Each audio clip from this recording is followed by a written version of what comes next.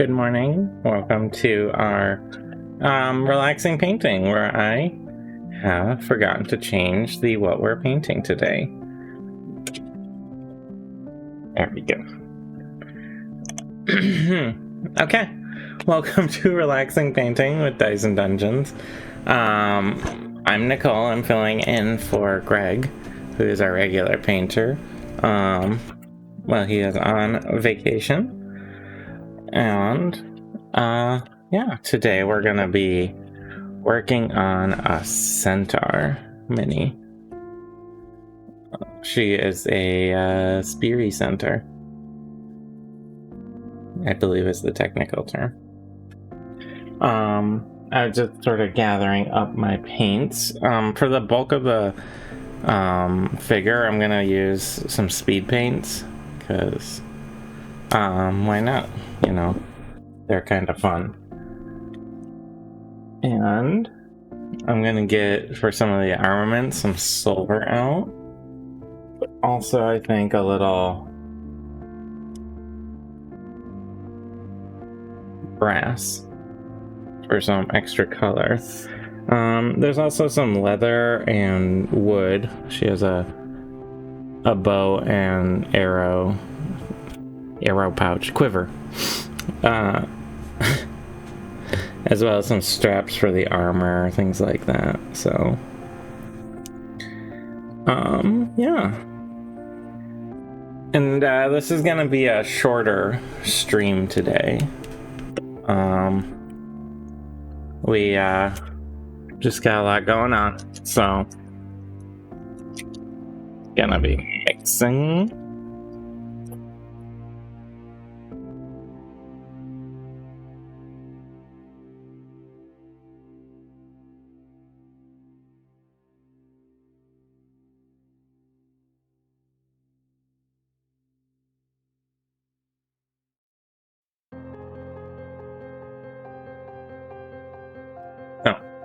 Yeah, we're gonna do a shorter stream. I don't know exactly how long we'll go, but we'll just hang out until I'm at a reasonable stopping point. That's one thing I'll need before I get too far is some paper towel for drying. It's usually, there it is. Usually a roll right around here for when I clean my brushes and stuff. Alright, perfect. Now, back to what I was about to start doing.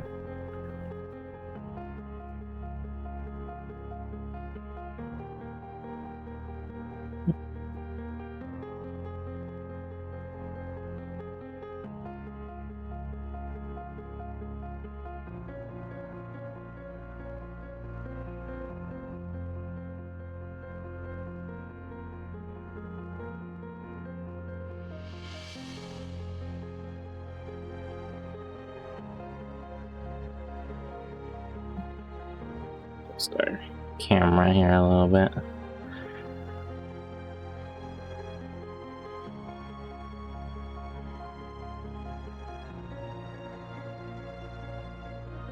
The nice thing about these speed paints and other types of like contrast paint, things like that, is that they kind of get your base coat all and your wash all done in one.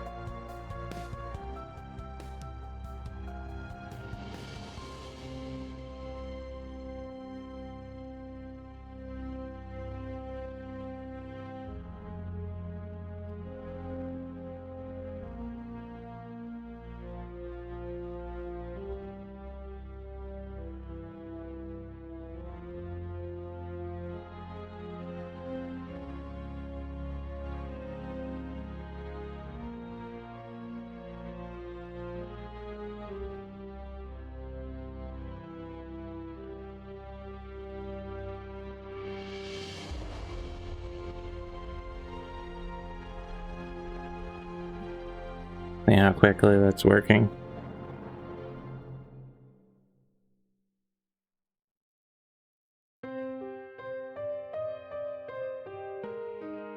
I do need to get more colors. I only have the starter set, so my speed paint palette is fairly limited. But I think they do a really good job.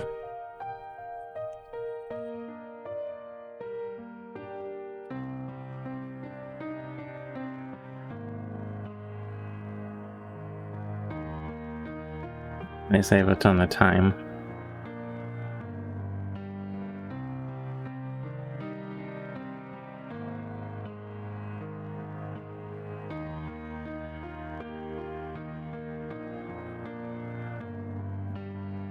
So I'm only gonna be using the speed paint for what I have. I don't have any metallic speed paints, so all the armor and the metal weapons are gonna have to be, excuse me, done more traditionally. But what I can do with speed paints, I will, to save on time.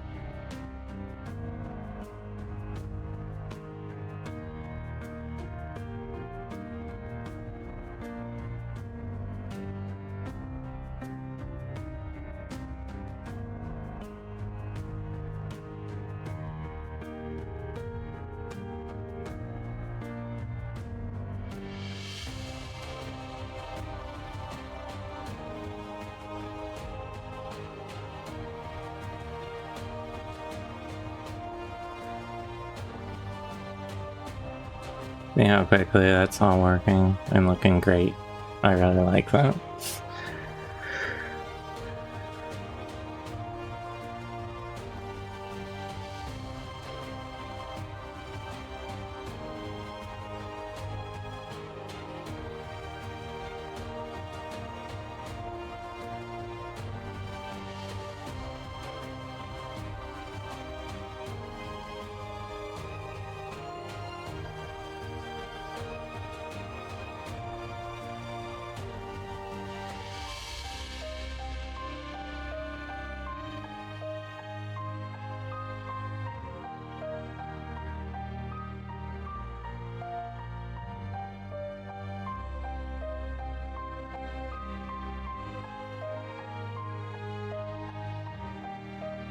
I think that is all the human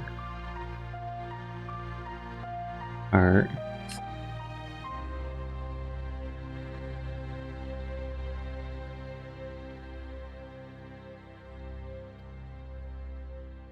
I think I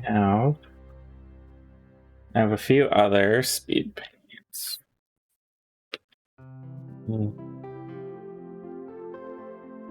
See what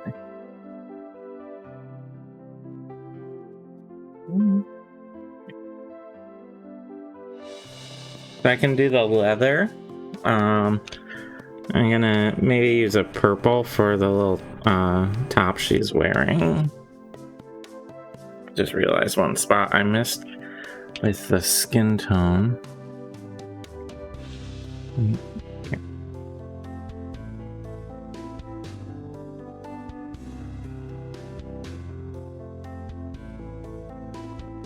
then once I'm done with sort of this top part, the human part of the Centaur, I'll move down and do the horse body. This is a very convenient place to hold it right now, so I'm starting up there. let us work bottom up. So I'm gonna do her little toppy bit before I do the leather.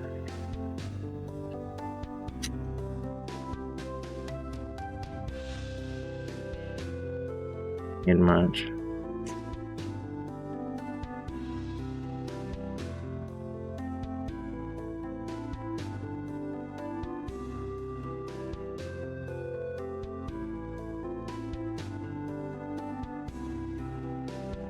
Trying to walk a line between detail, brush, and also coverage.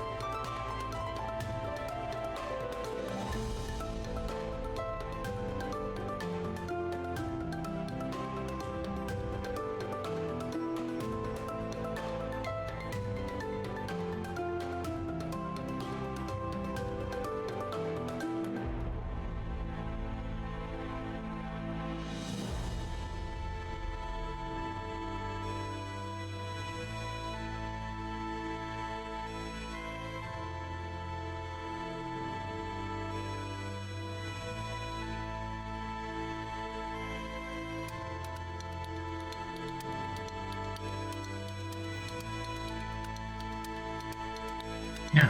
I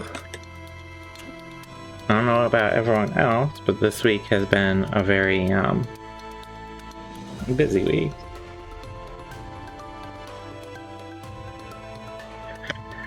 So I'm a little tired today.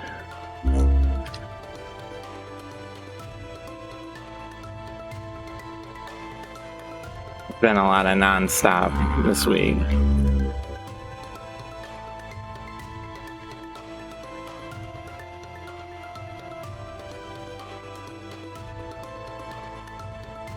Couple drops of my leather.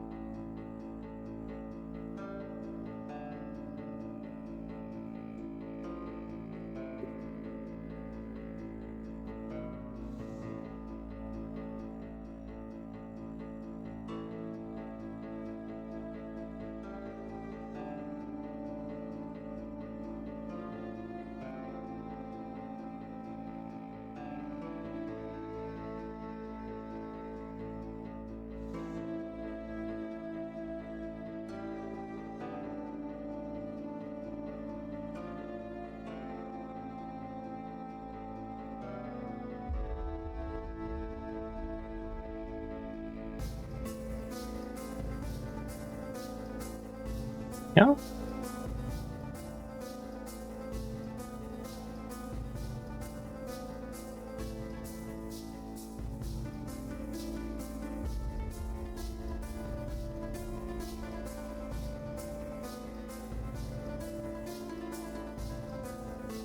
I'm not gonna pretend that I am the greatest speed painter. I have only used this a handful of times. Maybe 3.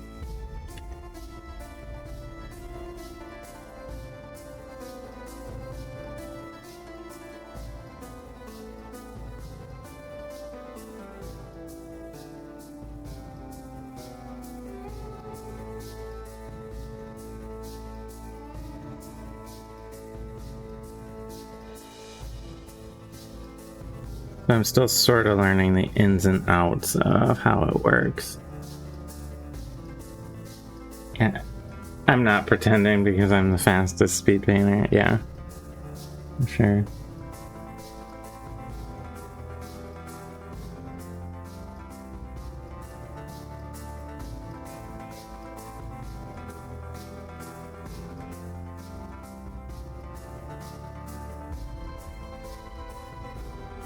I think this is the second or third time I've ever used these types of paints, so I am probably being a little messier than is warranted. But I'm still learning how to control the paint.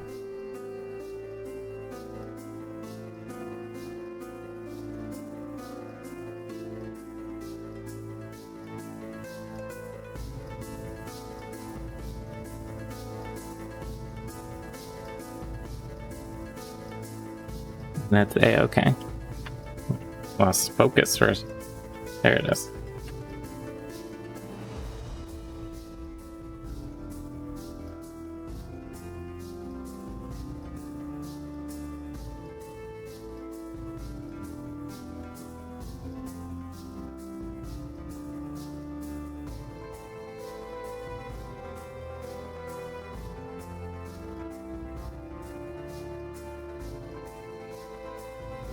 How are you doing this morning, Medicinal Shy Guy?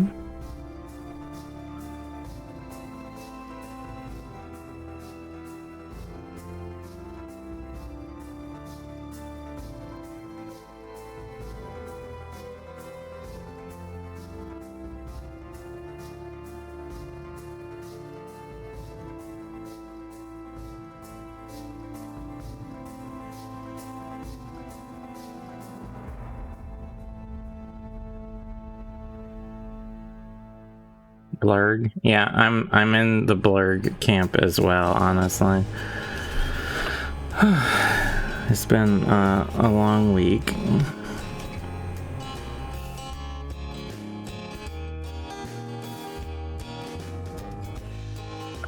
Hoping things will slow down over the weekend, but I'm not counting on it.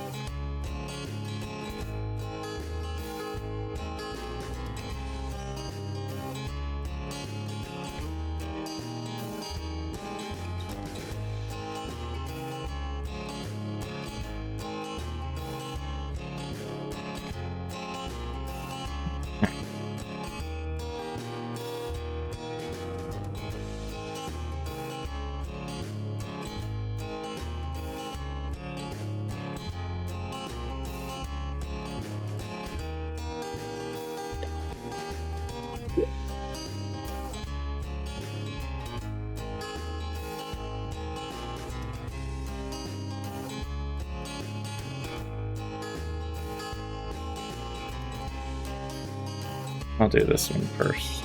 I'm gonna paint her bow.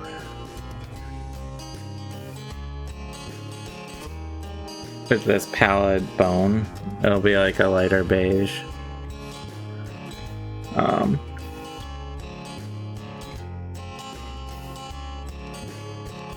Just to get a variety of colors in here.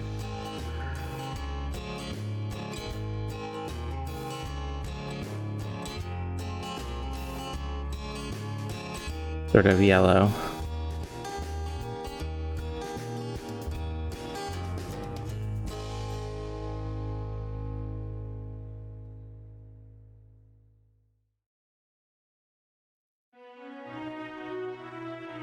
I imagine once you get used to how this paint flows, you can do really, really good work with it.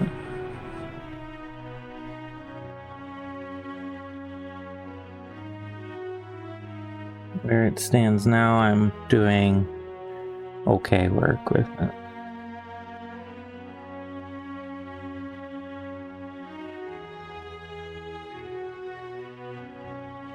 I don't hate everything. Is where I'm at with it.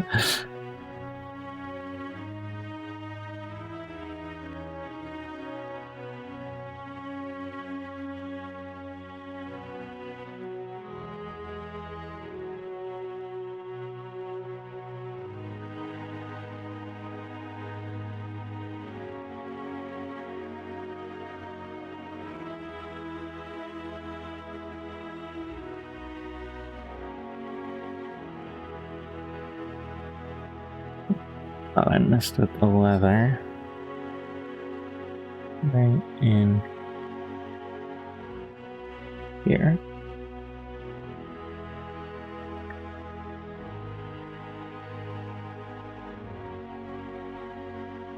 Yeah.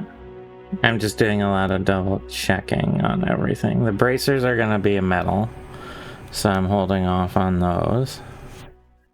Having a lot of focusing issues. I think it's the length of the spear is making the camera confused. It's kind of funny.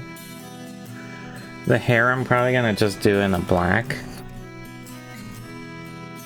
And then some details, like she has a little buckle on her quiver sash. How metal are they? So metal. Like, I don't know, Black Sabbath? I don't really listen to metal all that much, so I don't know. Unfortunately.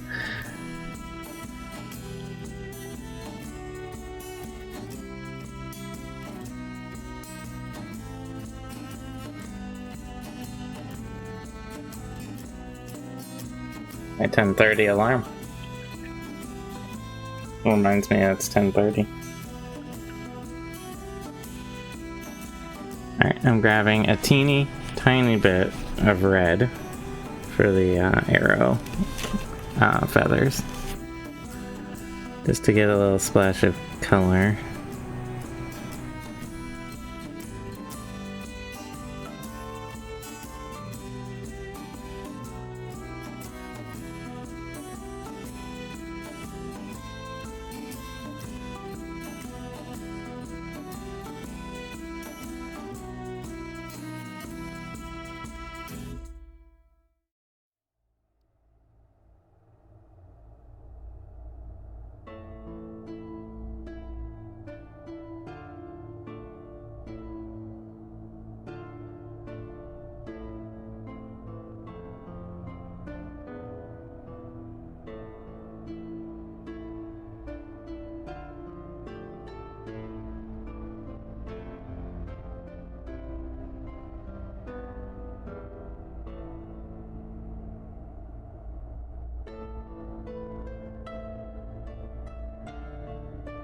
Feeling like as I'm looking, there's a little inconsistency on the shoulder here. I think I went a little too thin with the skin color. So let me just bump that up a little.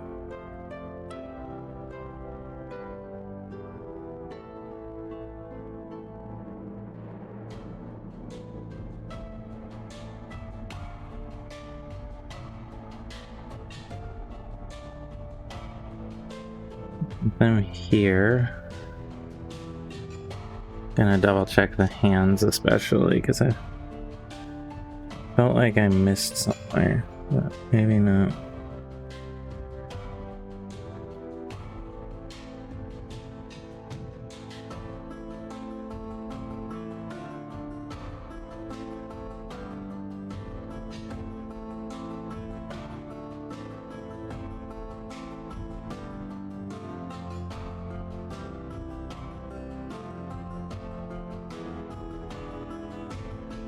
It's not a pygmy centaur, it's a full-size centaur, since a person's like that. Here's our flip. There you go. Oh, yeah, I know. I guess you just need to watch our channel more to get to that naming point number. I could go on my phone and name it. I have like 80k points or something. The pygmy centaur that had a large person cast on it. Yeah, there you go. I'm sure that's it.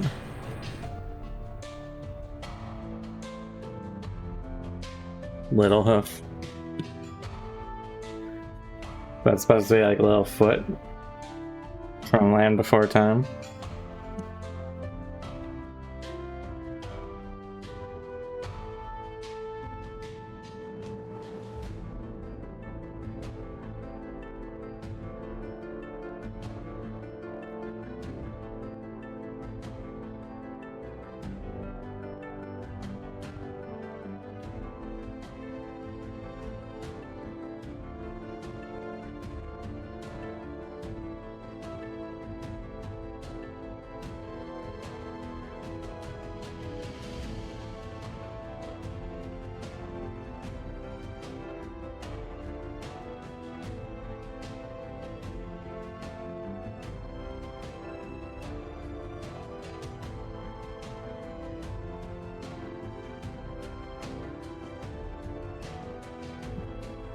Slightly larger brush for this.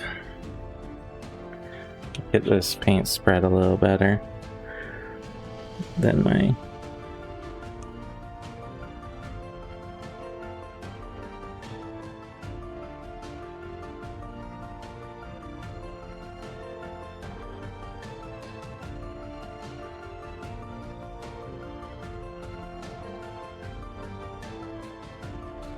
At least for the middle parts of the hair.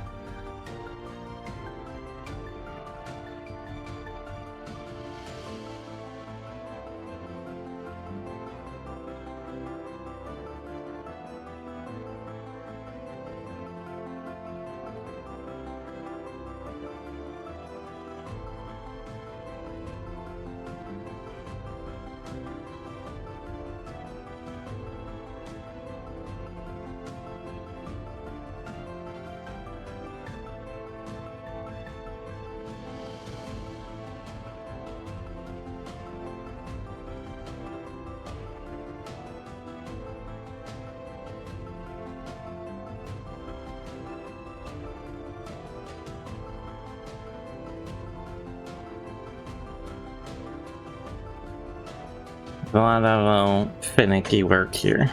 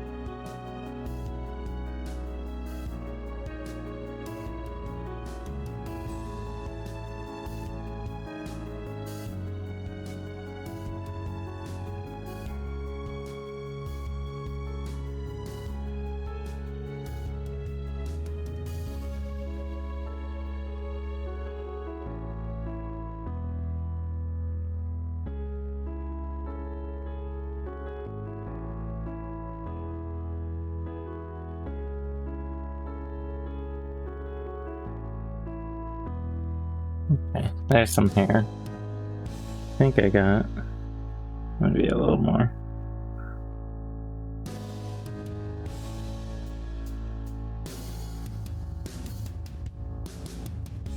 That'll mat out a little as it dries.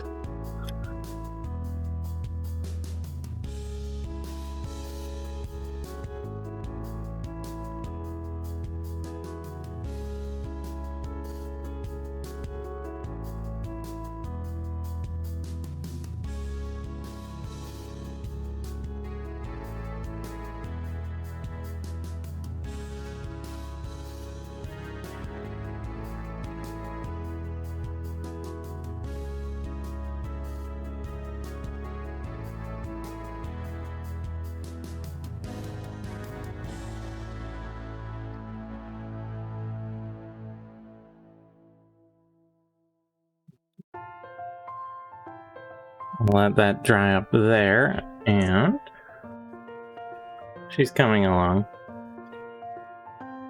Is Dyson Dungeons gonna live stream Baldur's Gate 3? We were talking about it. You know, it's like, I don't know. It takes a lot of time to live stream a game. I really like Baldur's Gate 3. I'm enjoying it a lot. But you know, it's sort of I have about an hour to play it in an evening, and what you really need for a live stream is like 5+ uninterrupted hours. It's sort of the big problem with it. With live streaming video games, is like it needs to be what you do. How else will you be? You can just message me, just text me harassing messages, right? Don't do that. So before I get into the metals, I think I'm gonna do the horse body. Get the bulk of the body done while things dry up on the human part.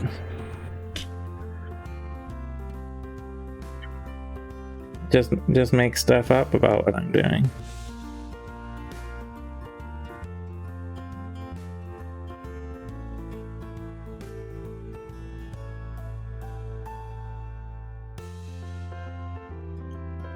That's an area where I kind of missed.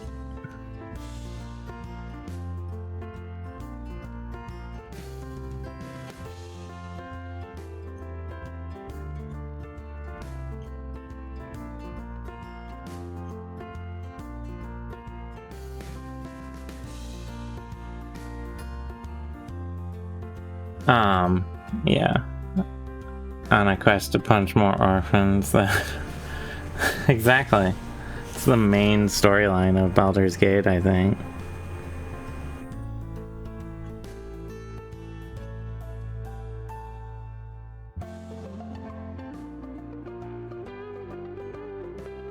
Alright. Yeah, so I'm going to try and tackle our horse body now. Well, this top part dries up a bit, and then I'll get the bracers when I do the metallics. Each new color and coverage that I add really helps make the piece look more finished, which is nice.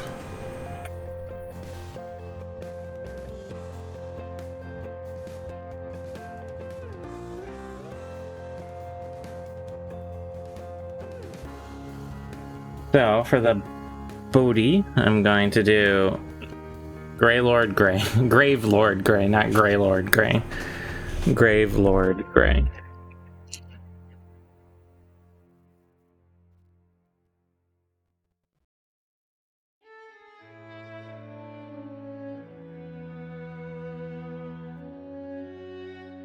Yeah, that's the problem. Is streaming, you just need hours of time to do it, and it's great if that's what you're doing, but unfortunately I have other responsibilities in my life.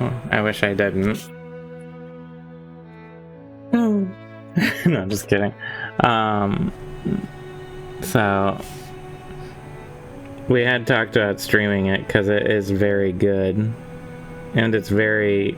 They made it very stream compatible, which is cool. But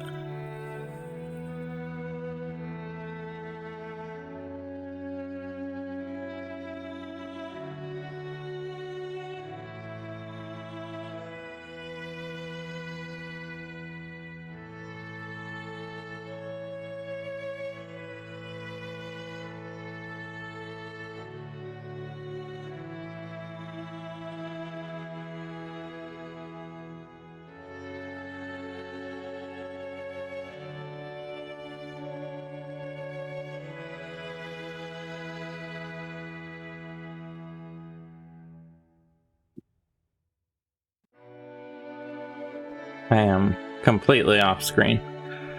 Wow. Okay. There we go. I'm gonna pull it out a little so I have more of a area of coverage for my camera, because I'm sort of all over the place here.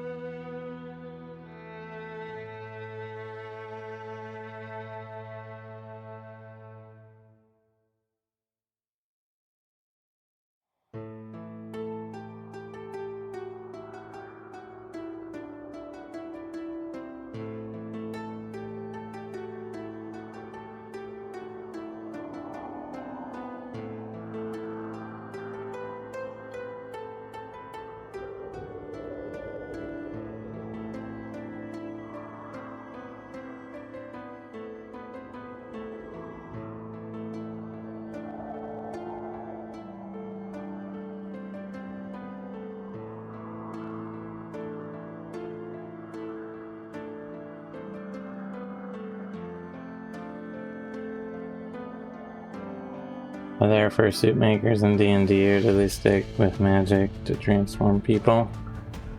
I feel like it really depends on your setting. In some settings, magic is really plentiful. And if you're in a low magic setting, you know.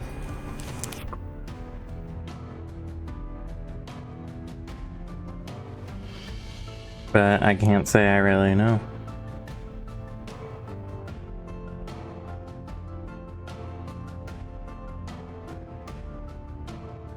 I also feel like the concept of furries would be very different in a world where there literally are anthropomorphic like races.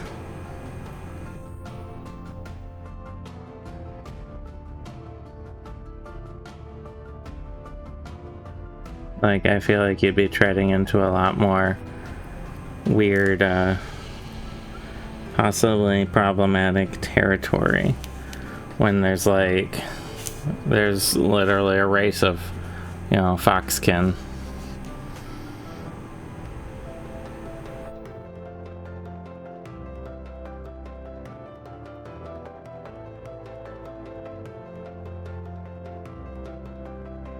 And I gotta be honest, I don't think I'm the best person to have a conversation about that.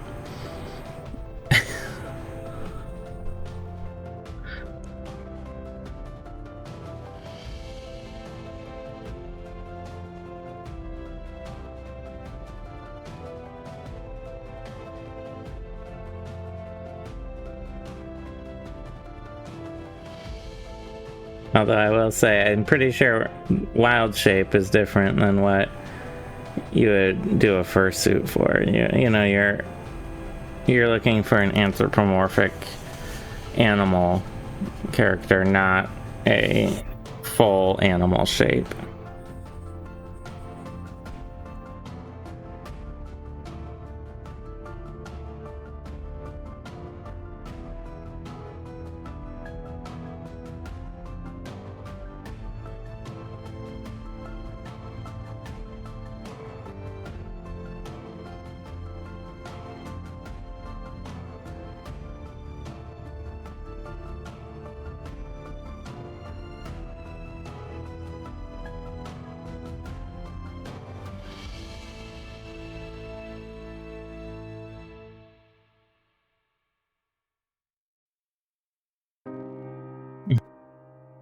Hi, Philatovilla. Hi, Old Brogger. Welcome, everyone. We're working on our Centaur today, which is a little out of focus. See if I can get the camera to refocus.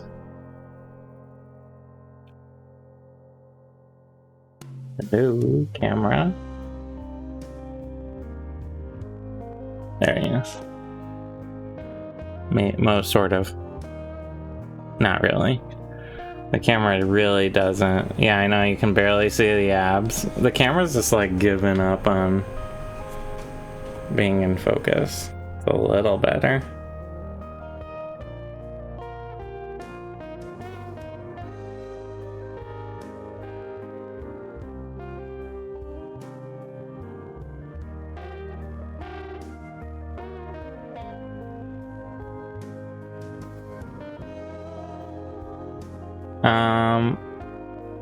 You know, I'm probably not the best to equip that, but probably not because there's a human brain.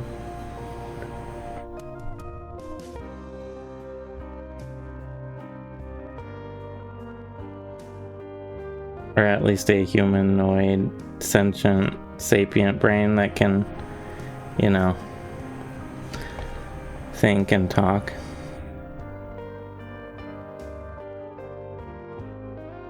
It is a very Shy Guy question.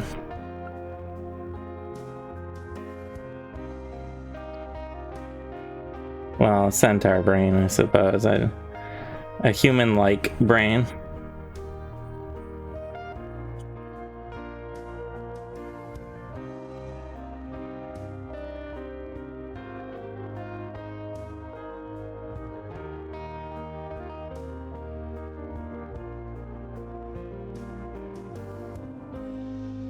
I mean, no, it's a centaur, not a horse. I think there's a very clear difference there. One is, you know, just a different body shape. Centaur is a large, monstrous humanoid. Yeah, I mean, I think, you know, is a mermaid just a fish in that way, or is it a mermaid? You know, it's kind of hazy when it's fantasy animals and creatures.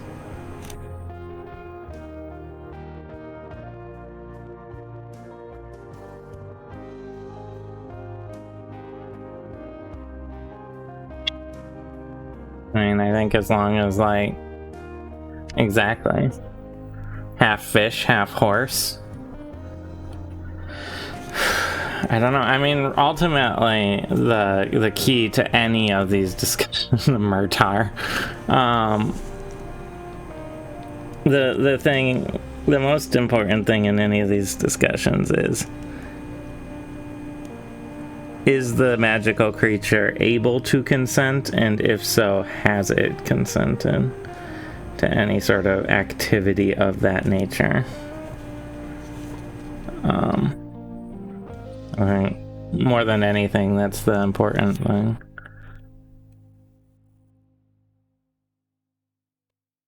Yeah, I mean, bear owls are a thing, so, and they have an intelligence of 12, apparently. So, you know, they theoretically are conscious and are able to consent. As long as they're able to also communicate in a way that all parties can understand.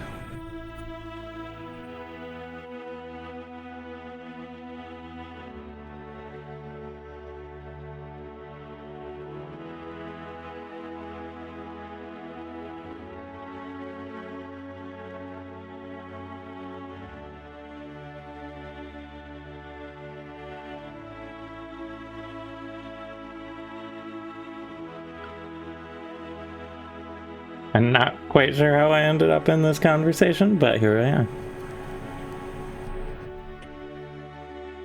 Because then it's like, if you argue like with a centaur, oh, it's bestiality because the backside's the horse, and I'll probably get flagged on YouTube for saying that, so we'll see. You know, what about the front side? What if you're only interacting with the front side? Is it bestiality? Most people would say no, but it's the same creature. It's the same entity. So like it's not like a separate thing under this armor, you know?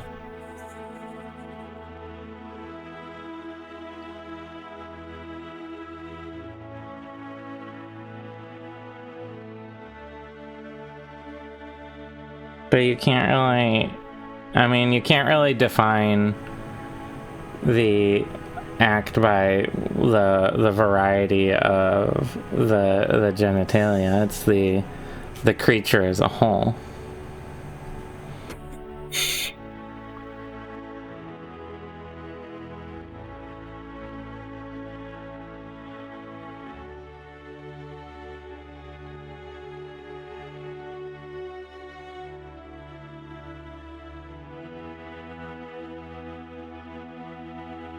So in Tasha Yar, I'm getting into Star Trek here. When Tasha Yar had sex with Data in Star Trek Next Generation, they had a whole court case about how he has human rights and stuff. So she did officially have relations with a thing, like an actual person, not, and just because his body is all mechanical, it's not like he's a toy or something like that. So I think you have to, you can't define the relationship or the interaction solely by the physical parts that are being involved. Bear owls are from Monsters of the Multiverse. Oh yeah, I think I've seen those. I'll have trouble clicking links here, but I can check that later. So I think you have to define it by the sentience and like how the entity itself thinks of itself, rather than just the like nature of the physical form. Because otherwise, Tasha Yar, when she had relations with Data, was basically just having relations with a toaster, if you ignore the larger context of their, for lack of a better term, humanity. So no, I don't think a centaur is bestiality. That is, the body is, the speed paint Gravelord Grey. Is what I'm using for the body. Oh yeah, this chat has gone off the rails very quickly.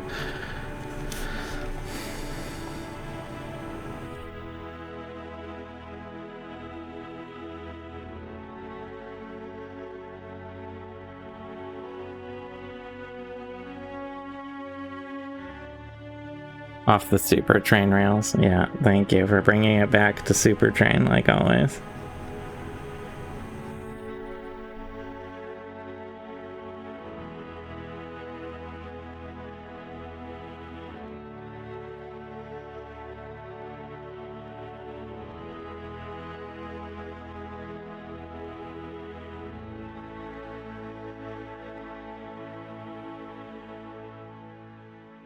I think that calling it bestiality with a centaur inherently, I'm not sure you can probably say Tasha and Data consented to the act. They were both under the influence of a virus, lowering inhibitions and amplifying desire. There are those who would say you can't consent on the... I fully agree with that statement. Medicinal Shy Guy.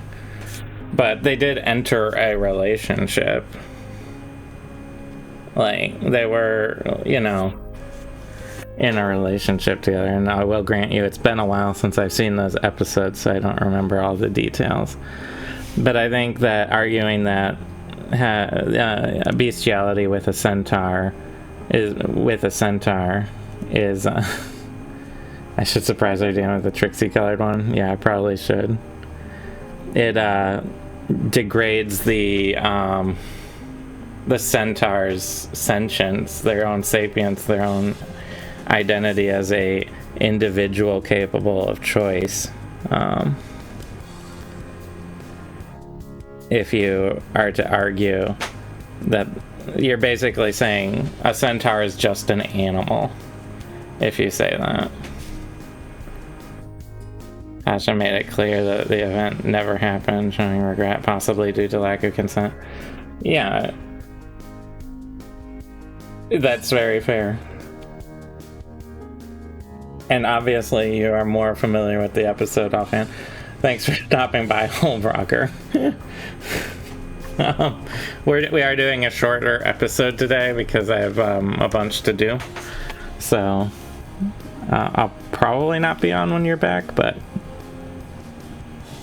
we'll see how this conversation goes.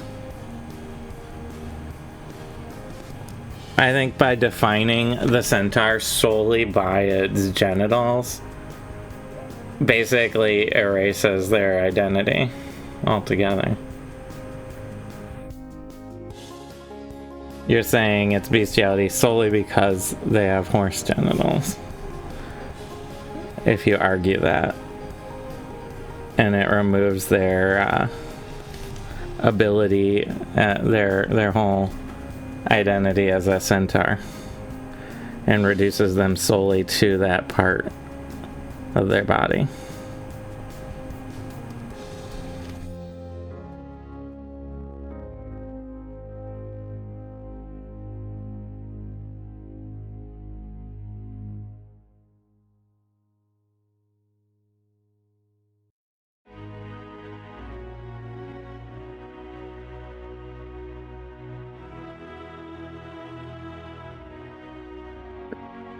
Legal valid data and ascension. Yeah, I know it was another episode, but I'm sort of arguing in a roundabout way as using a non-fantasy creature, but rather like the idea of a humanoid android that ultimately, like, the sentience part is more important than the physical aspect of Data being an android, which I think you might agree with.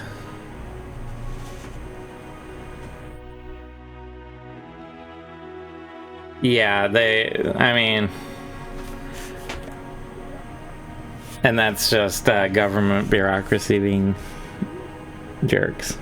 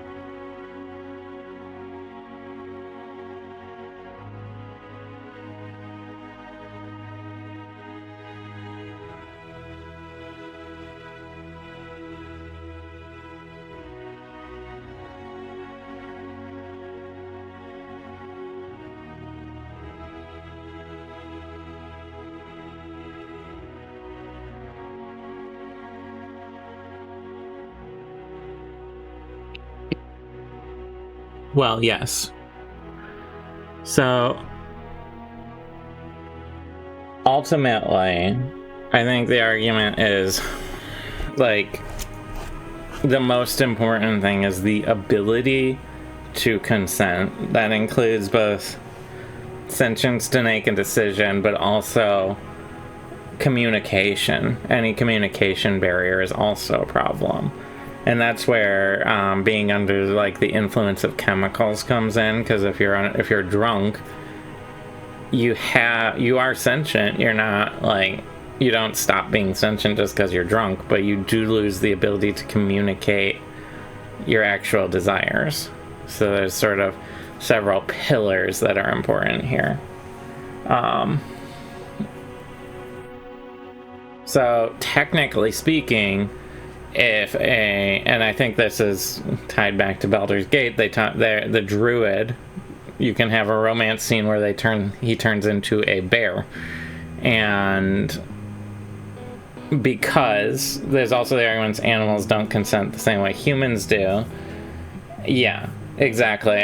But with a centaur, given how they're always portrayed, they're able to speak, they're able to think like humans. They're portrayed very much like humans, just with horses lower.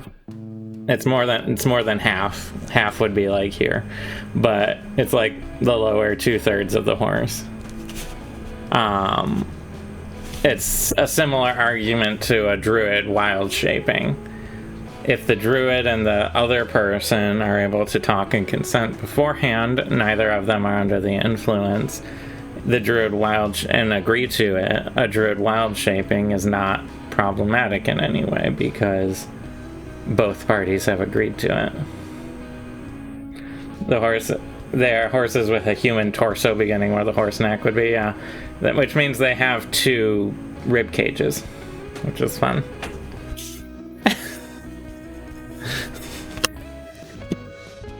This stream is very off topic. Well, I guess it's on topic, but because it's a centaur, but it's going places.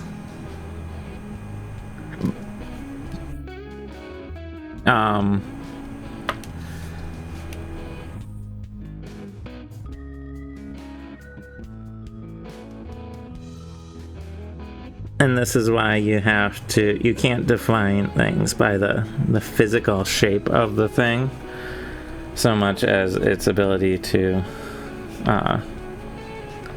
speak and consent. So in the new Baldur's Gate game, I know there is, if you romance the druid, there's a wild shape romance scene.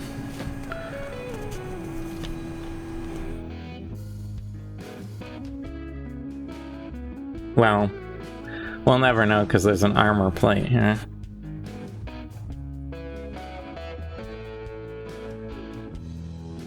Unfortunately, for you, I guess.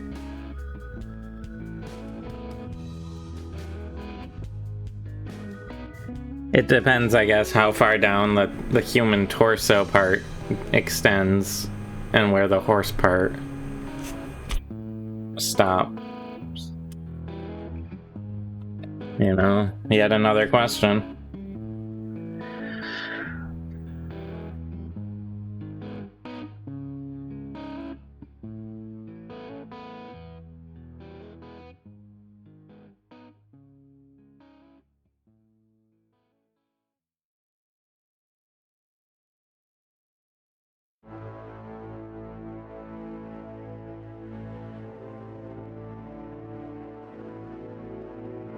It is always interesting to me that this conversation comes up when we talk about centaurs, because people are the horse is very recognizable to humans, but then like when it comes up, like almost everyone in fantasy is like, yeah, you know, that dragon,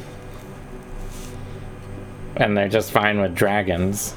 But it somehow, when it's a realistic part of the animal or the person or whatever, in this case a horse, and suddenly there's questions. I don't know. Something for a doctoral thesis in psychology, I imagine.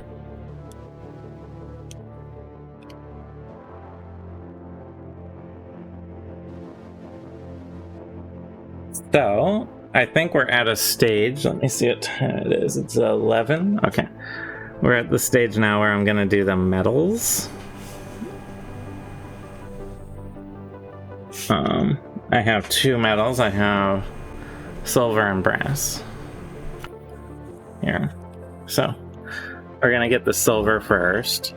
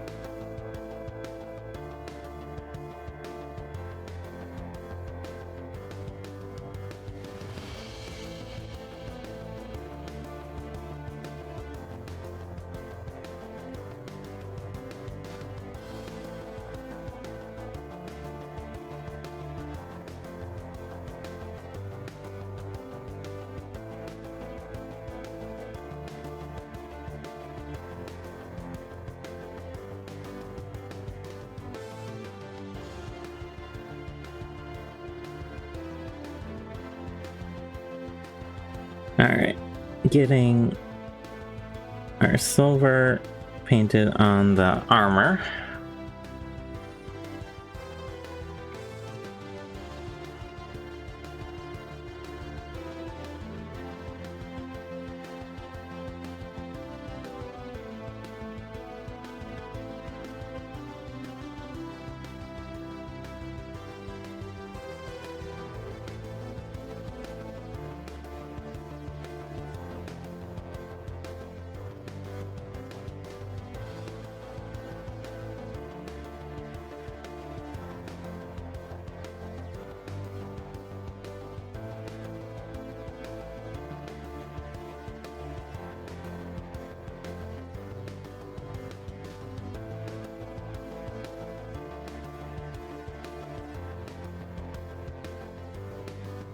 And we'll probably do a little black wash on the metallics here, just to give them a similar sort of texturing that the speed paints provide.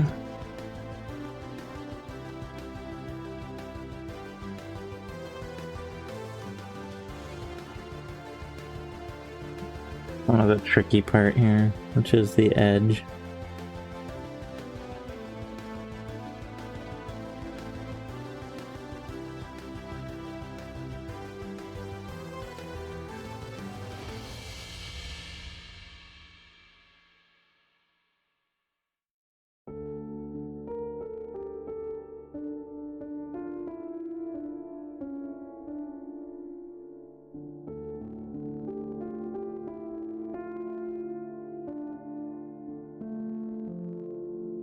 Yeah. We're still going.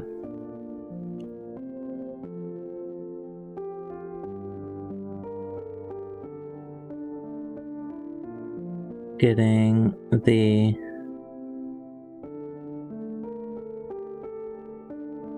metal. I'll have to clean up a little along the edge there. It's a little tricky getting the side.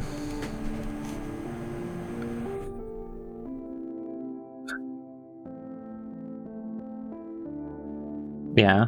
Well, you know, it's an interesting, complicated subject. Oh, thanks.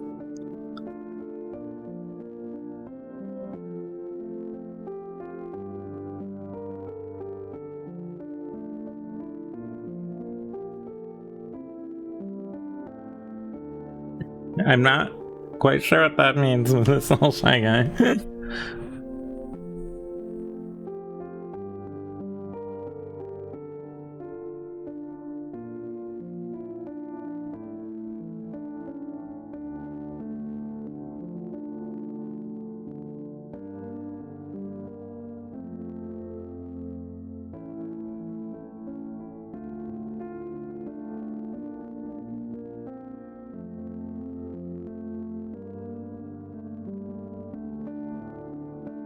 So I'll have to do some cleanup along the edges. Obviously, there's a spot there.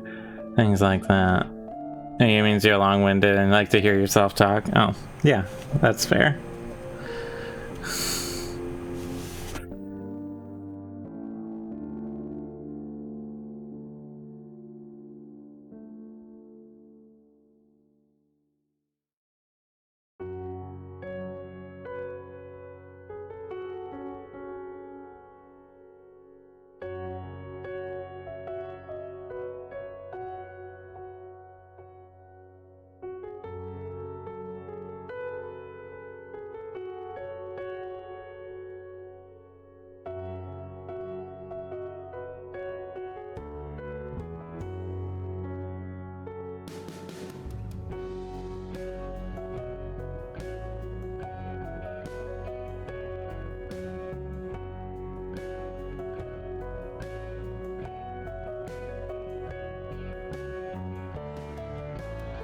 Okay.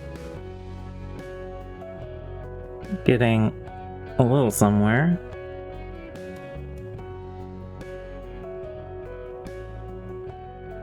And then we're gonna do some brass details on this metal, so some of the edge I'm not gonna mess with too much. So like the top of this this plate is gonna be done in brass, for example. So I won't mess with it with the silver right now.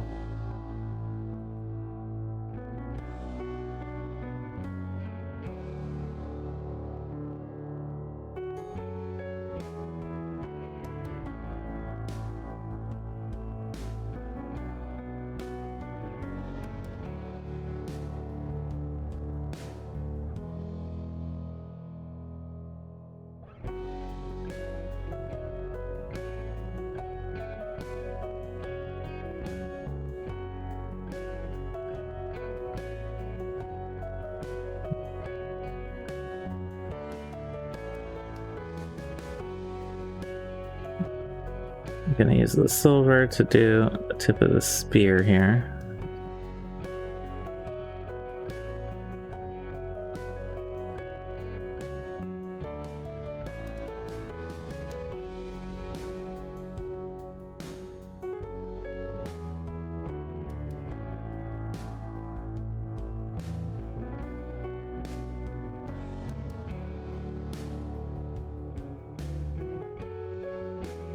Okay.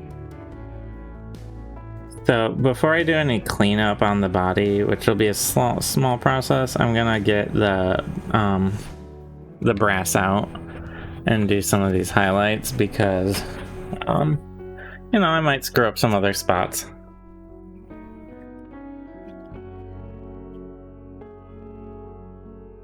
Know thyself and all that.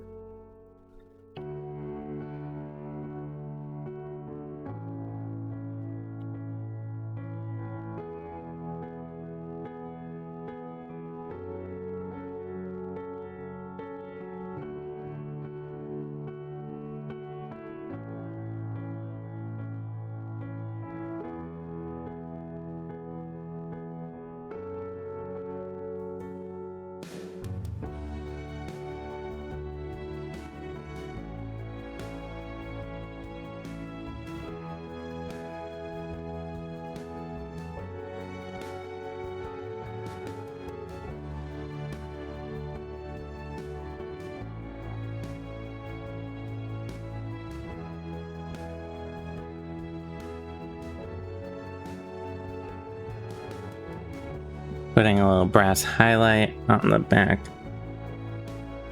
on these sort of ridges, that's the word.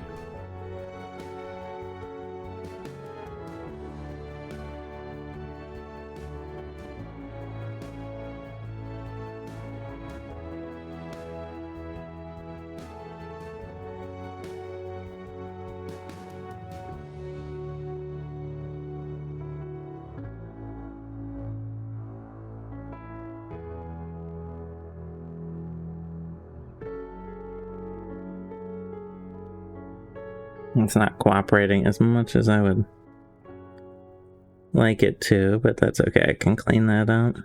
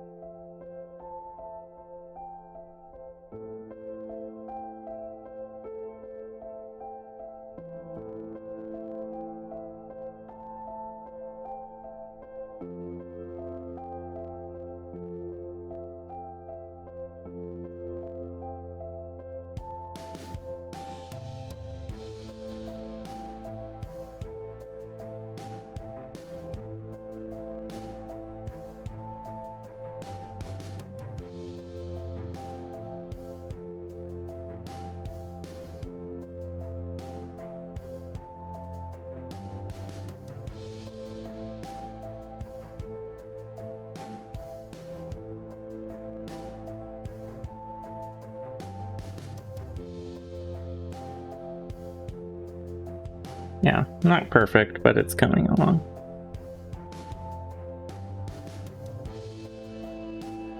Another thing I'm gonna hit when I have this is start getting on more delicate spots of the spear.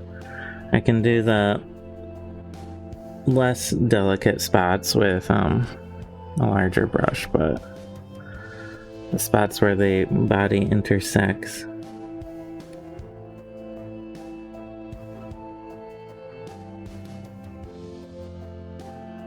with the spear shaft needs a little more careful work.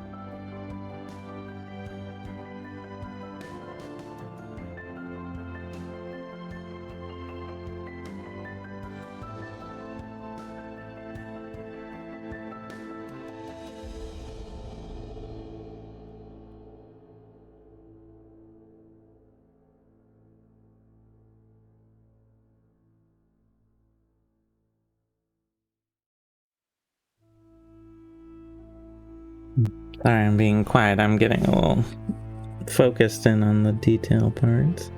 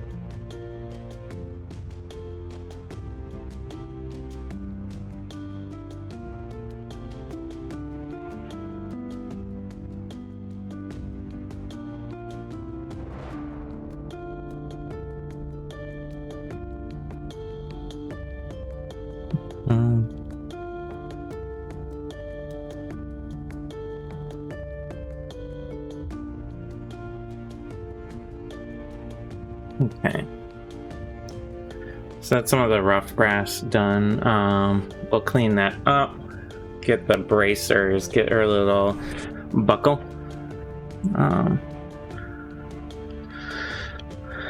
Up here.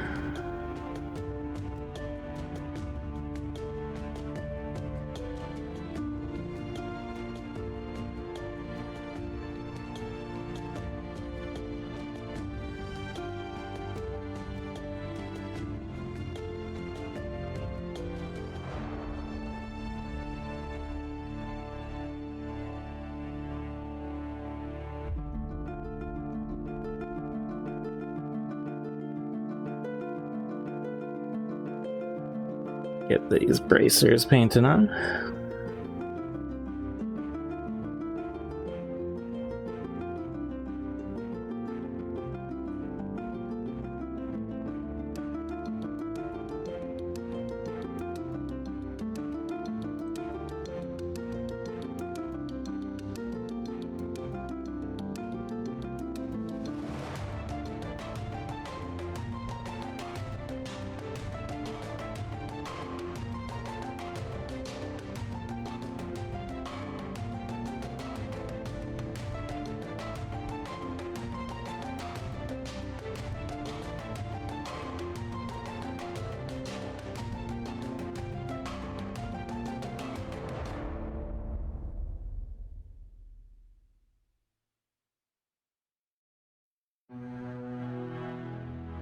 One bracer.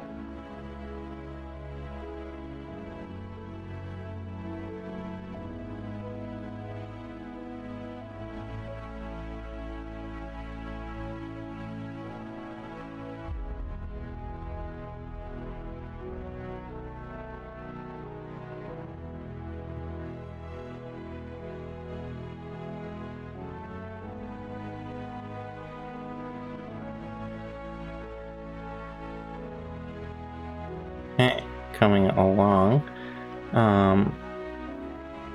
There's gonna be a couple more touch-ups, so I want to get this. What I'm gonna do actually while I have the brass is get out this brush. I'll finish up the spear haft.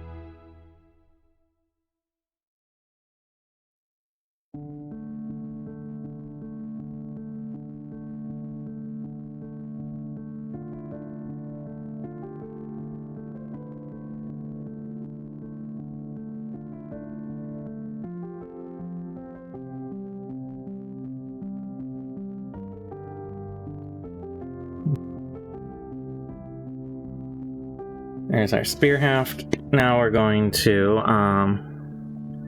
clean up the silver a little bit where the bronze bled over, or brass bled over. So I'm gonna take the silver And just sort of edge it out to the brass.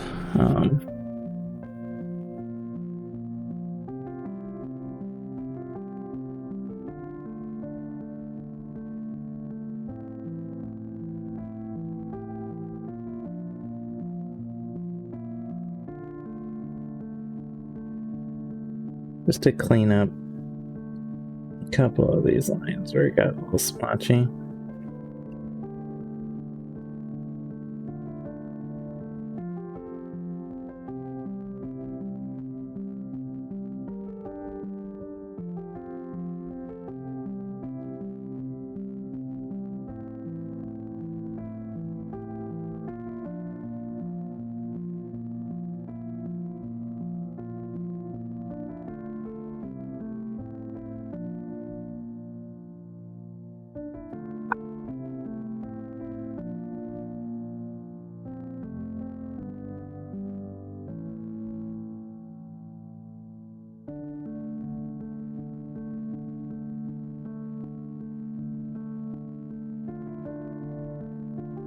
Okay.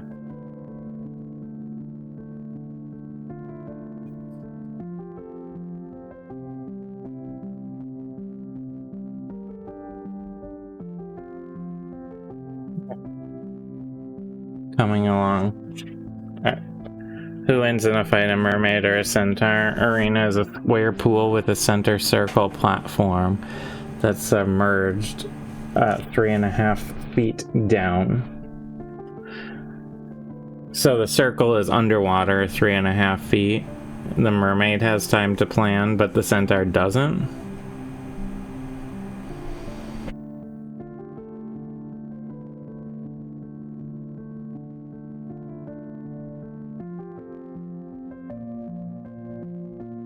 Is that what you're saying?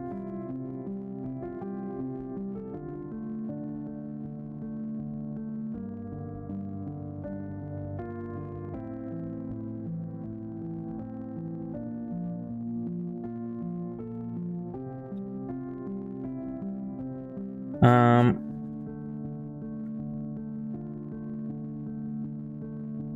3.5 feet. So the centaur would be fairly submerged in water.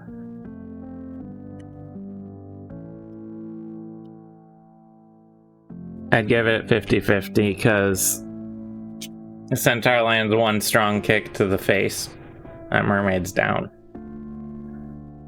and out. All it needs is one good kick.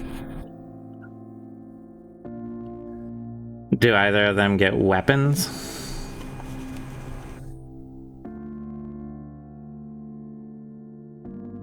Or is it fisticuffs?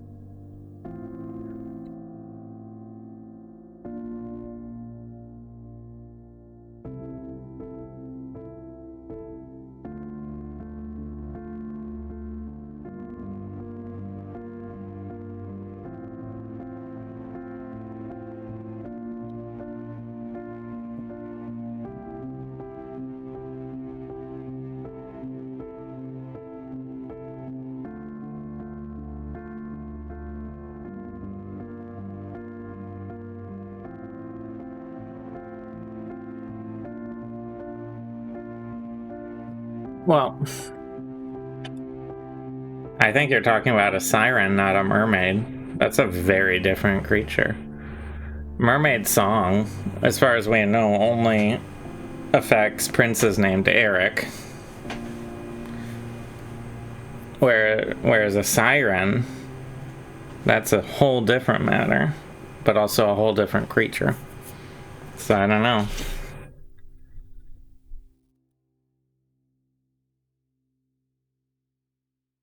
Thus far, we've only seen evidence that that mermaid song works on princes named Eric.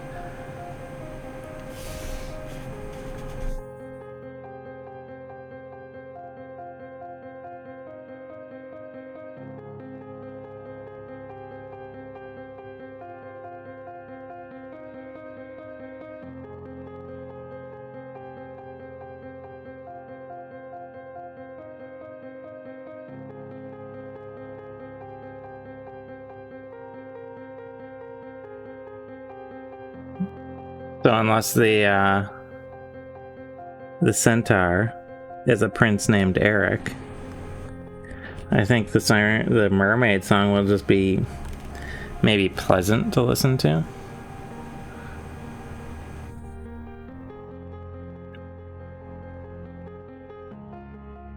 Without the song, you're prepared to bet the seductive power of mermaids to lure centaurs to their death in the deep waters.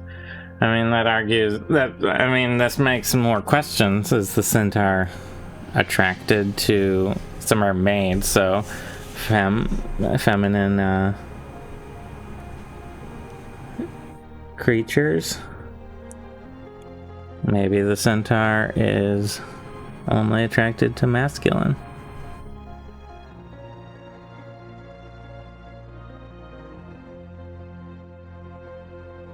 I mean, if we're gonna talk this through, like we need all the info.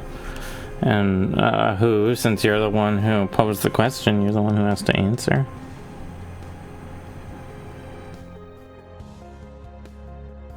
What are the preferences? We'll say the mermaid harnesses the violent of the Sra. See, yeah.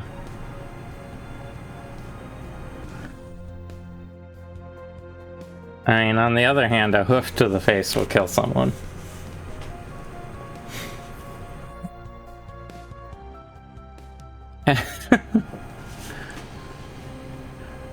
Does the centaur get a snorkel? These are important questions.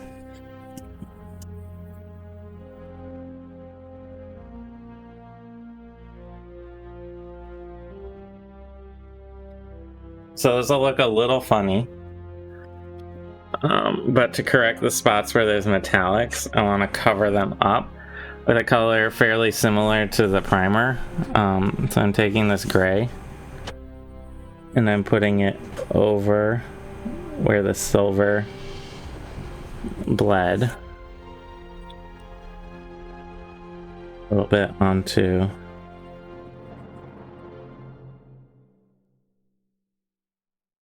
the horse part of the centaur.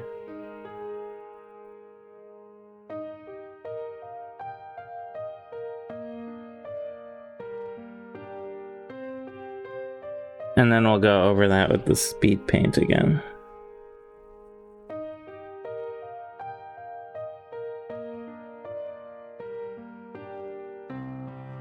So, kind of funny getting these little patches, but it's a good way to correct that.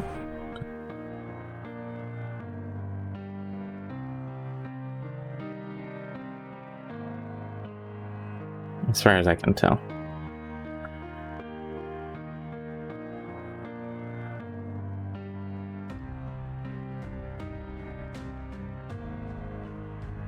I mean, depiction-wise, mermaids are about the same size and weight as an average human.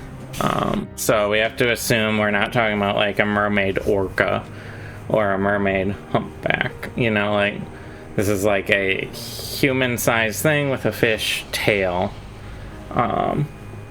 So I don't think it would have enough force to be able to use like create like a wave to knock the centaur off the platform.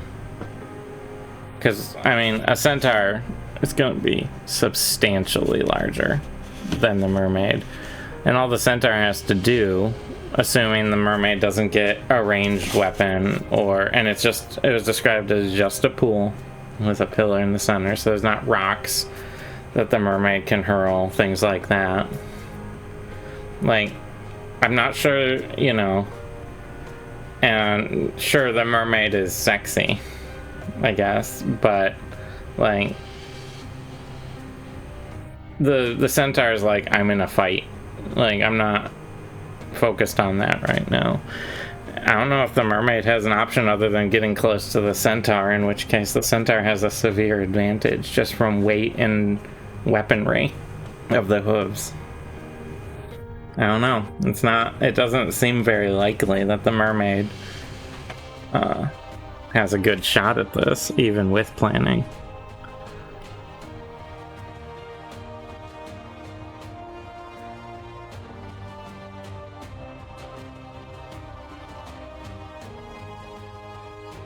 Just waiting for that to dry a little bit. One thing I'll probably do here. I think this is my leather. Yeah, okay. I'm gonna take the leather speed paint and try to very gently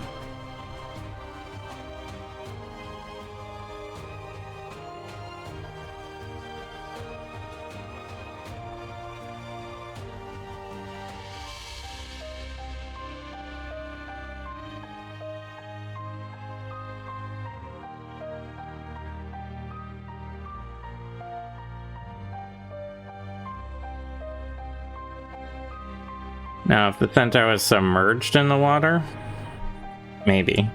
But I think without something to overcome the sheer physical advantage of the Centaur, like, the mermaid's gonna have a really tough go.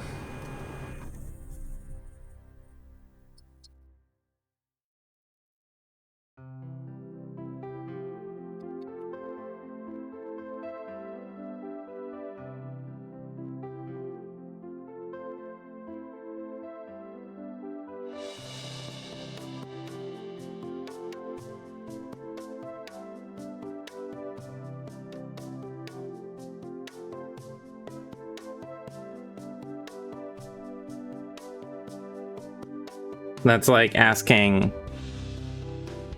Oberon to take out the mountain. I mean, yes, he has the raw sexual energy of Pedro Pascal, but like, can he overcome the sheer physical difference between the two?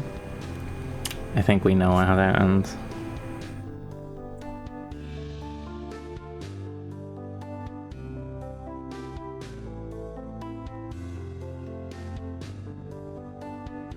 Yes, the Centaur legs are probably slowed, but all the Centaur needs to do is stand there, monitor where the mermaid is, and when she comes in, because, you know, the shape of a mermaid isn't very conducive to quick turning.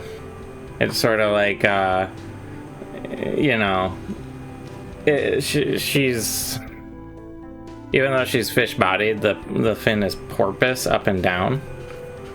Typically, in a mermaid, they're always depicted as doing the porpoise sort of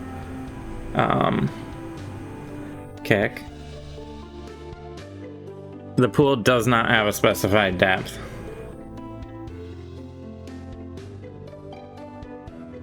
Theoretically, yes. If it's... This is another thing that Who failed to mention. Who is a failure at this. He needs to say, how deep is the pool? Is the pool also 3.5 feet deep and it's just a 3.5 foot pool? Is the pool 1,000 feet deep and the mermaid could dive down? If it's 1,000 feet deep, the mermaid has a much larger advantage because she could sneak up. This is a flaw in the question. Possibly. But again, like,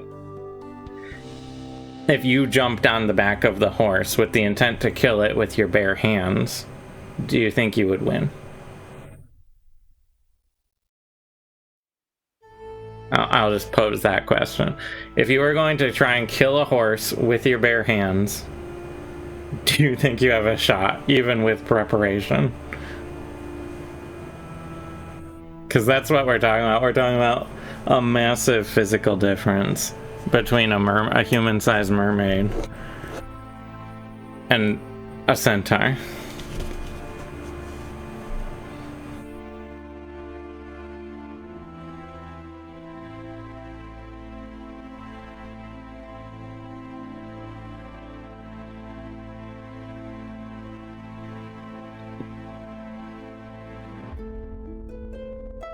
Like, are we talking, what kind of mermaid are we talking about too? As if it's like the Little Mermaid, like they don't have claws. They don't have fangs, any natural weapon to attack with. We need definitions to answer this question. if you manage to knock it off the platform, I could see you being able to drag it down and drown it. That's pretty much the mermaid's sole option, I think, for taking out a centaur, is get the centaur underwater, drag it down, and drown it. I don't realistically see a mermaid taking it out any other way.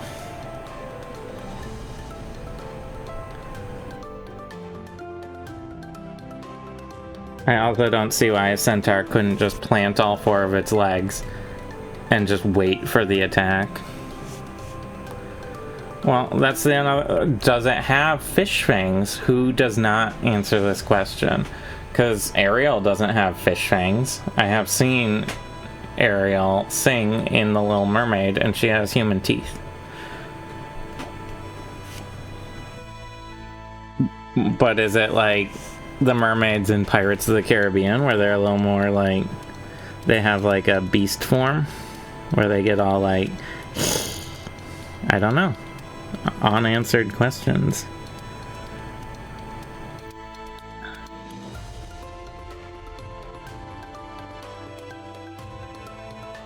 Because that form has downsides too. They drown outside of water. This thing jumps up, if the centaur's strong enough, grabs her and just holds her in the air until she drowns in the air. I don't know. We don't have answers to those important questions.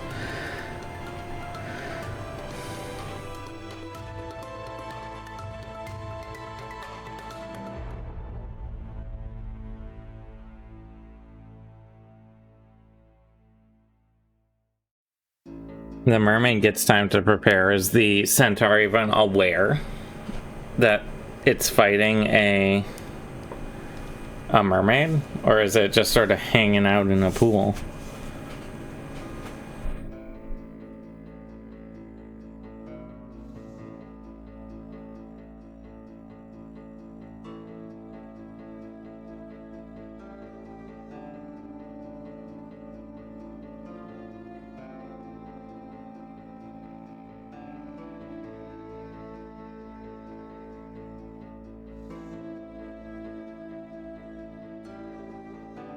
Could those powers be acquired by a mermaid? Like, in the lead up to the fight? Like, yeah, and when you say the mermaid can prepare, can she bring weapons? Is she allowed to bring things, or is she just allowed to make a plan for the upcoming fight?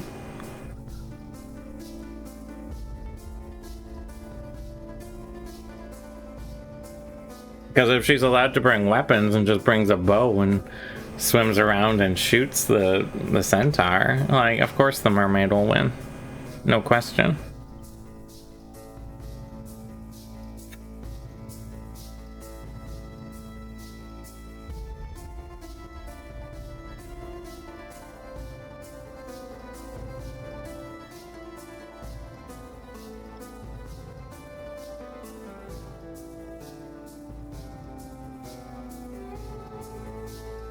But since who refuses to answer any of these questions,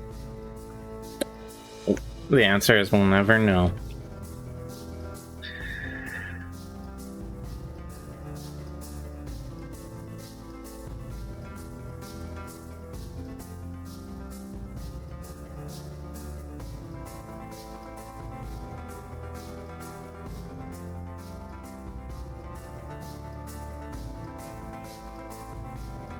We don't know the type of mermaid, we don't know the sexuality of the centaur, we don't know how deep the pool is, or if the mermaid gets weapons.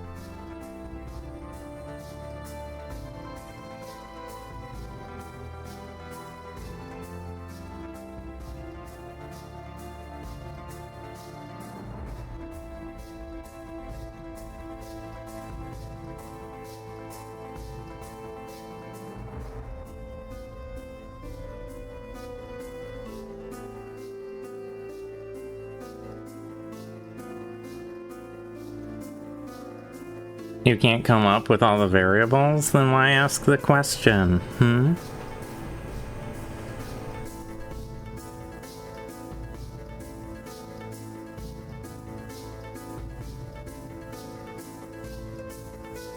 Alright, answer a few. How deep is the pool?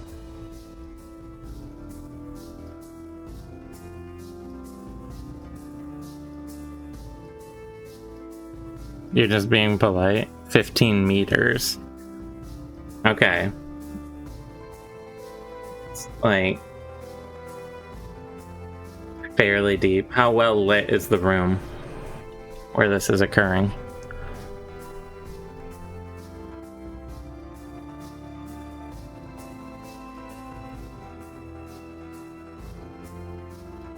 Very well lit? If it's very well lit, I don't think it would be able to hide. How is the platform supported? Yeah, is it a solid, like, pillar coming up from the pool?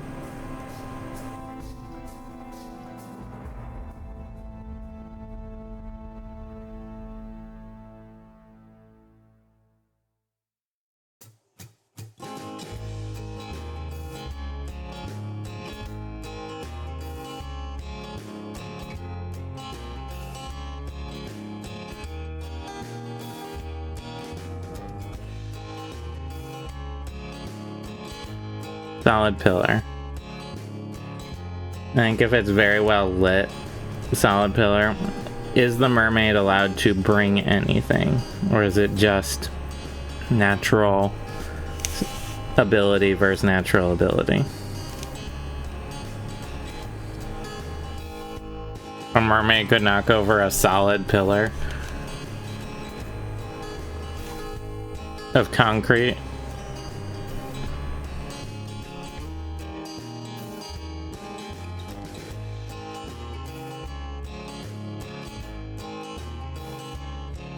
This arena was literally just built for this fight, though. It's not old, I assume.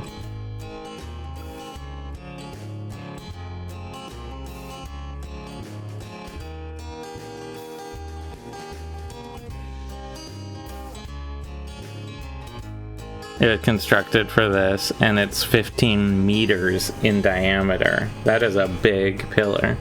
So if it's 15 meters in diameter, the Centaur just stands in the middle, and the mermaid still has to go through that 3.5 foot. 5 to 10 minute tops. That's why bridges are always, you know, you never go over a bridge, because, you know,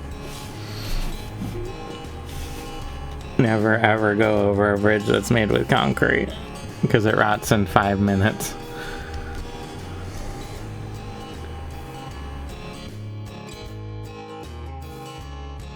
So this is a solid pillar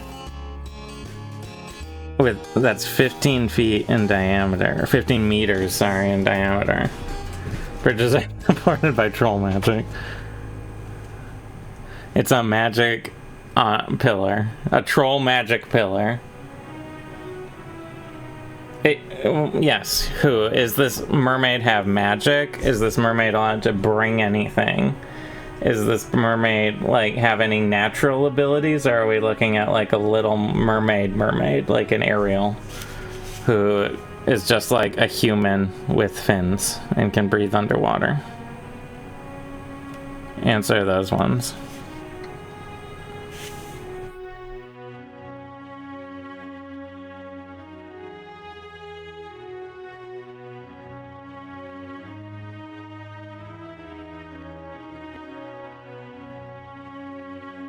Medicinal Shy Guy really wants the mermaid to win. I think if this mermaid has to come up and go over, you know, a 7.5 feet of, or 7.5 meters of 3.5 foot water. Level 10, Rogue Ranger, Centaur is Warrior Alchemist. Are they allowed to have weapons, tools, anything like that?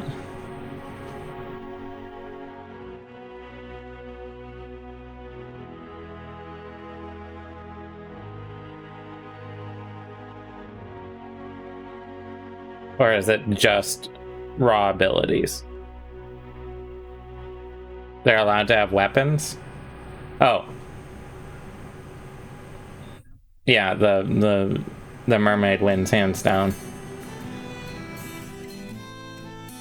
A level 7 rogue ranger with a bow that can swim around in water at a distance, popping under and up. Yeah, zero question, mermaid wins. No matter what the Centaur is outfitted with.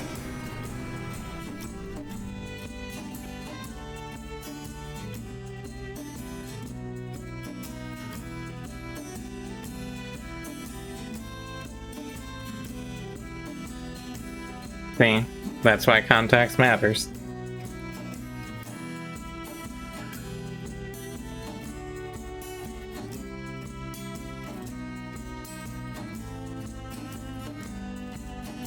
Now, if the Centaur had time to prepare, maybe. Bow breaks after 2 shots. The string was not made for the water. It wasn't troll magic string.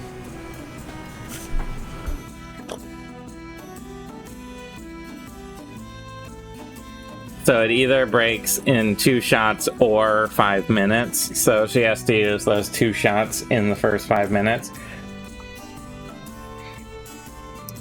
I think she still wins if she's a level 7 rogue ranger, 3 ranger. That's a lot of sneak attack damage.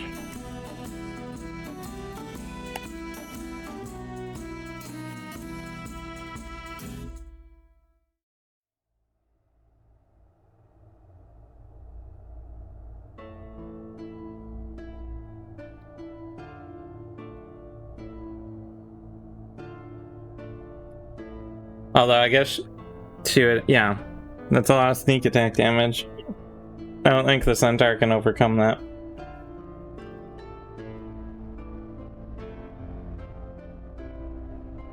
And if she's allowed to prepare, she could just bring like 50 bows. Leave them on the edge of the pool. Grab one at a time. Yeah, but she's allowed to prepare, the Centaur's not. So the Centaur doesn't know what to bring.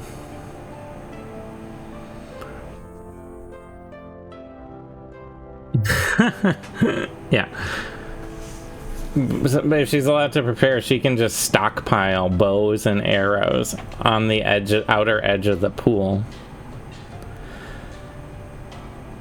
6 barbarian, 4 druid.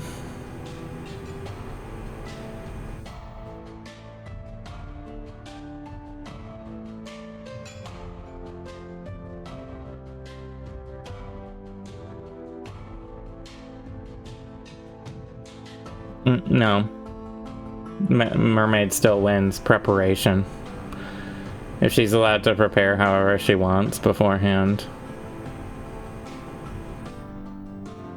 I don't think the Centaur can overcome that.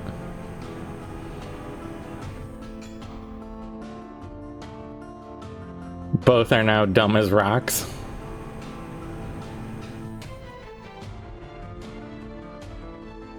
Yeah, you need level 3 spells as a druid. You need underwater breathing. You need water walking. Yeah. I don't think the mermaid has a shot. The only thing the barbarian's providing to this is the only thing the barbarian's providing is sturdiness.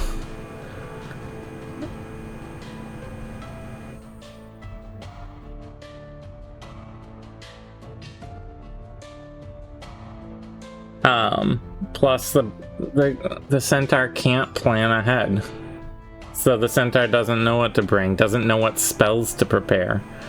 As far as the Centaur is the Centaur is just dropped into a pool suddenly and starts getting a bunch of arrows shot at her. Like, not gonna win.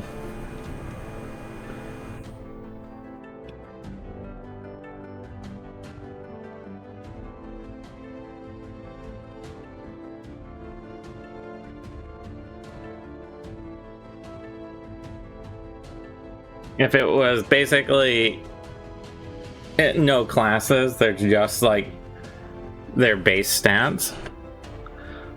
See, you just keep adding things to try and make the Centaur win.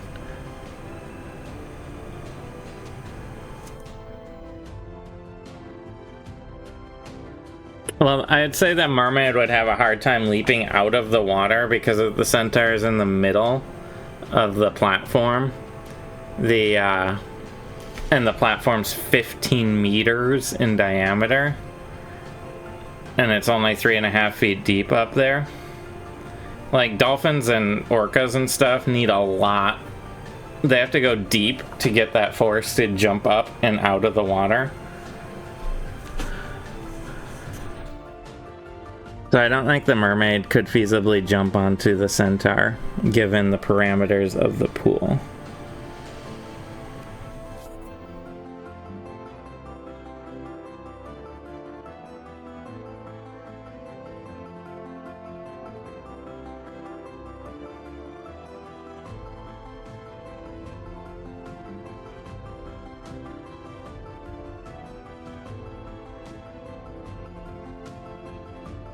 Because she couldn't get very deep in the water where the platform is.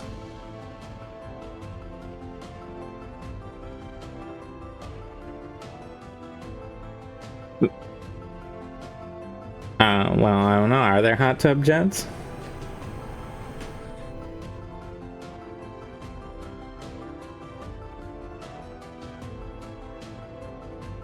Because if this pool is a hot tub, now suddenly our druid Centaur, Vine Whip, pull the lever, maximize the heat in the hot tub, boils Mermaid alive, burns her legs, sure. But, you know, Barbarian Rage through that. I think if it's a hot tub, the Centaur wins.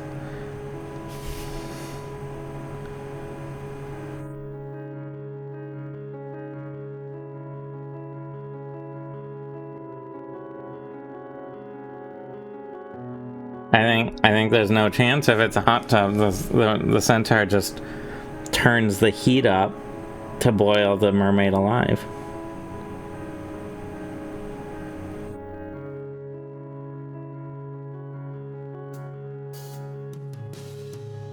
And she just toughs it out barbarian style.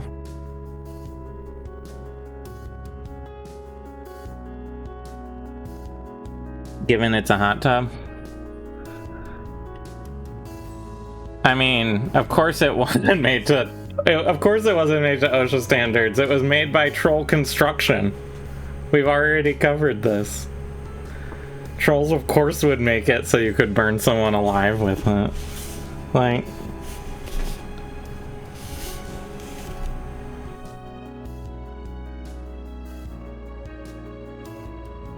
You think Troll Construction follows OSHA standards?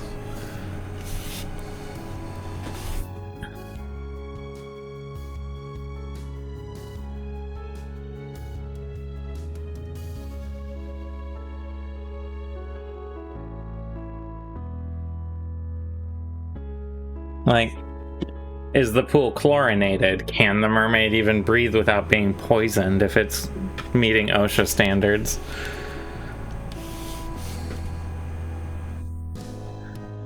Because you have to put a lot of chemicals into a hot tub. And it would not be conducive for something that breathes water. I can tell you that much. If you put a fish in a hot tub, it will die very quickly. So we either have to concede that it's a non-OSHA standard hot tub that can boil someone alive, or it's full of chemicals that will instantly murder that mermaid.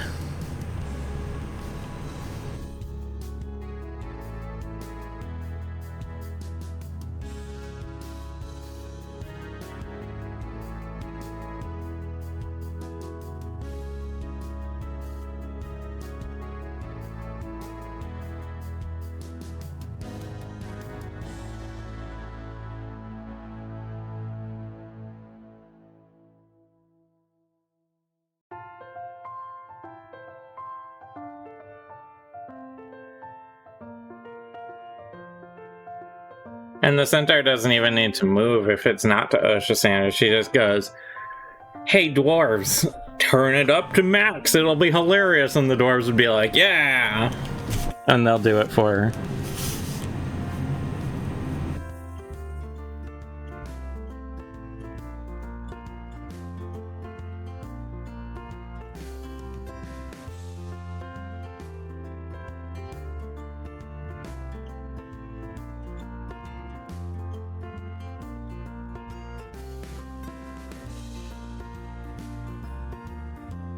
OSHA is Tasha's weird brother who's very focused on rules and regulations.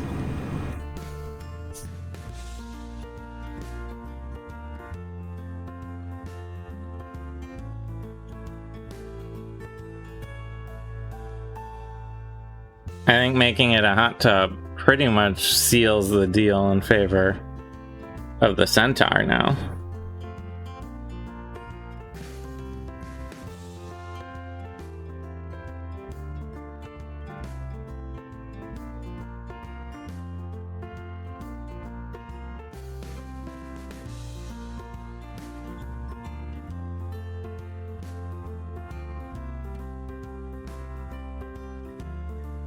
Mermaid either dies of intense chemical poisoning or boiling. Only two options.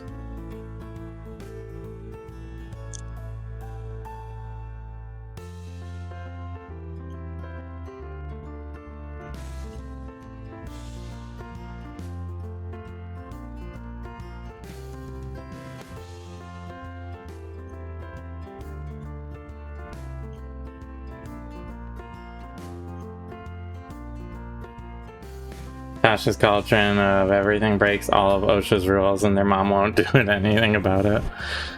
Yeah.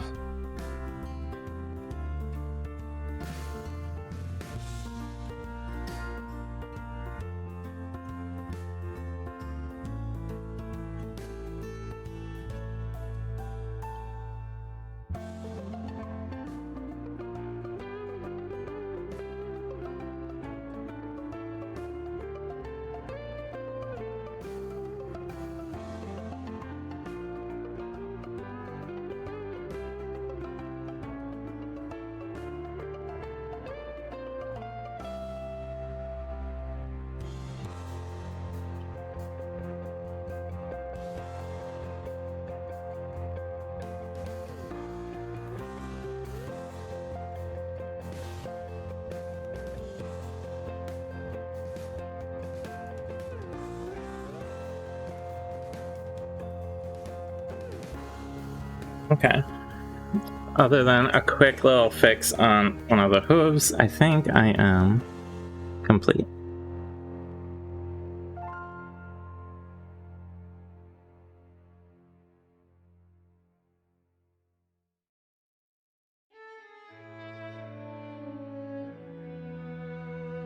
Alright, there's our Centaur.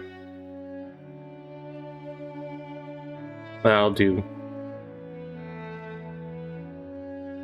And I'm gonna end. I said I was gonna end early. It has been fun having a very weird debate about things. Oh, I got stuff to take care of. So thanks for watching, everyone. We stream these Monday, Wednesday, and Friday, 10 a.m.-ish to whenever we finish. We also do a D&D stream. It's on YouTube. We stream it on Twitch here at 2 p.m. Eastern Sundays. Check it out. Thanks for watching, everyone. Bye.